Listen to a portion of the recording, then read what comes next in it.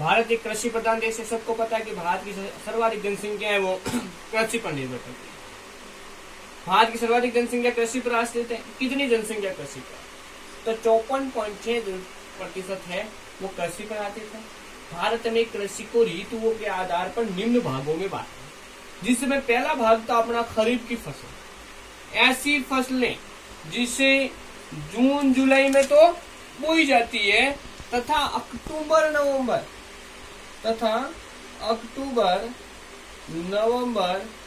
में इस फसल को क्या किया जाता है, में काटी जाती है। ठीक है। अब ऐसी कौन सी फसल है जो जून जुलाई में बोएंगे और इसमें काट देंगे?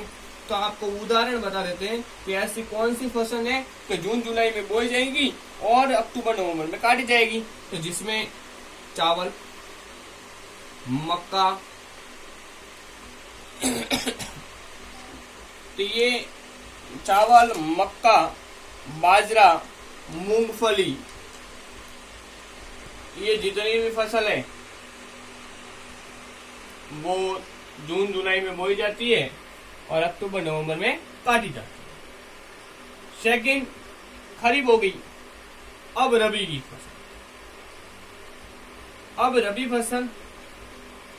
रबी की फसल ये है कि ऐसी फसल जो अक्टूबर नवंबर में बोई जाती है। ऐसी फसलें जो अक्टूबर नवंबर में बोई जाती है।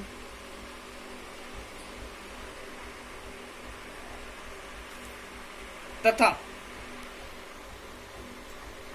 मार्च अप्रैल में काटी जाती है।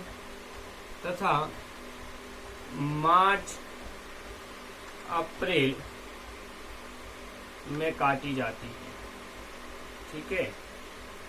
तीसरी अपनी फसल है वो है जायद की फसल। कौन सी फसल है? जायद की फसल। तो अपन लिखते हैं जायद फसल। ठीक है। अब के जायद की फसल कब बोई जाती है और कब काटी जाती है? तो जायद एक ऐसी फसल है जिसमें हरी सब्जियां वगैरह होती है। तो ऐसी फसलें, सॉरी इसका उदाहरण नहीं लिख पाया मैंने, तो उदाहरण में लिख लो जो तिलहन आदि। ऐसी फसलें कब की जाती थी? मार्च अप्रैल में। ऐसी फसलें मार्च अप्रैल में बोई जाती। अब मार्च अप्रैल में अपन ने कार्य किया बोने का, तो काटने का कार्य होगा तो कब होगा? जून जुलाई में। हाँ, जून जुलाई में इसे क्या किया जाता है? काटी जाती है। जून जुलाई में काटी जाती है। ठीक है। अब उदाहरण के लिए कौन सी चीज है जो जायद की फसल में बोई जाएगी और काटी जाएगी? तो जिसमें आप एग्जाम्पल लिख सकते हो तरबूज, लौकी, ककड़ी आदि। ये अपने ऋतुओं के आधार पे 3 फसल थी, खरीफ की, रबी की और जायद की। ये तीनों मुझे पता है कि अच्छे से समझ में आई होगी। उसके बाद अपन ने कृषि को उपयोग के आधार पर कितने भागों में बांटा जाता है? कृषि को उपयोग के आधार पर कितने भागों में बांटा जाता है वो अपन लिखेंगे। कृषि का उपयोग भी होता है क्या?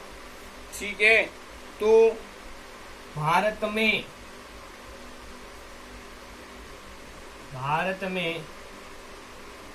कृषि विधियों के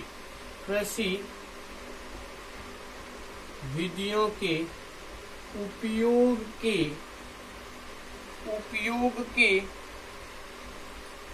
आधार रूप में 4 भाग है। 4 भाग में पहला है खाद्यान्न फसल। कि सर खाद्यान्न फसल किसे? खाद्यान्न फसल वे फसल जो अपन खाने के रूप में उपयोग में लेते हैं। ऐसी फसलें जिनका उपयोग खाने के लिए किया जाता है, क्या कहलाती है? खाद्यान्न फसल कहलाती है। खाद्यान्न फसल में खाने के लिए उपयोग में क्या करेंगे अपन? चावल लेंगे, उससे अच्छे ज्यादा गेहूं, उससे गांवों का व्यक्ति हो तो बाजरा आदि। ठीक है, ये खाद्यान्न, ये अपना पहली विधि। दूसरा कहता है कि आपने खाद्यान्न लिख ली तो क्यों हम व्यावसायिक फसल भी लिख सकते हैं। व्यावसायिक का मतलब है व्यापार, दूसरा नाम है उसका वाणिज्यिक। क्या नाम है? वाणिज्यिक। तीसरा नाम है इसका मुद्रादायिनी। मुद्रादायिनी का मतलब है पैसे लाने वाली फसलें। ठीक है, तो अब ये किसे कहते हैं? ऐसी फसलें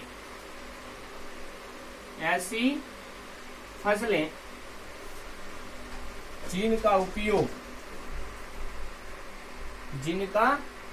उपयोग व्यावसायिक कार्यों के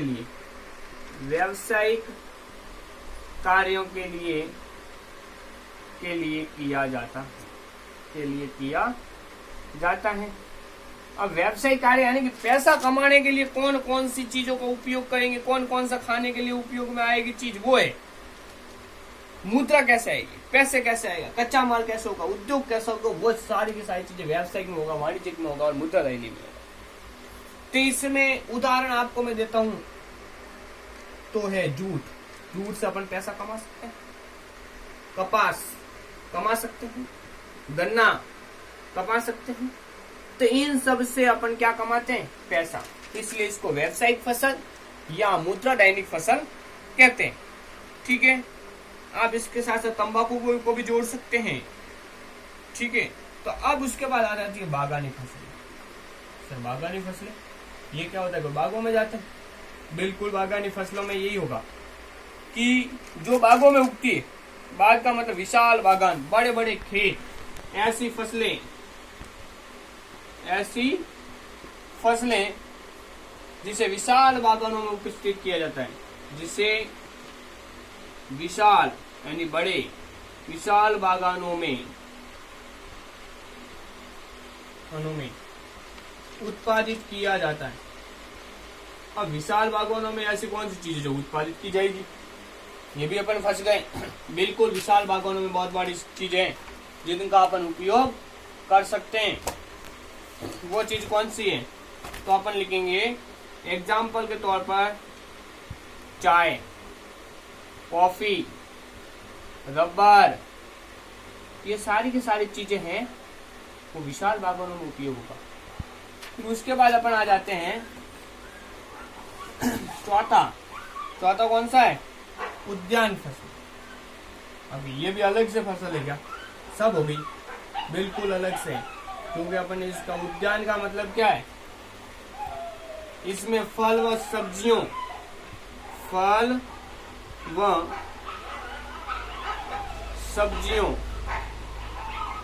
का उत्पादन किया जाता है। फल व सब्जियों का उत्पादन किया जाता है।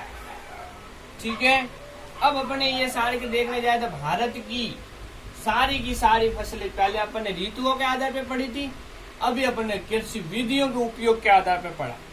अब इसके जस्ट बाद में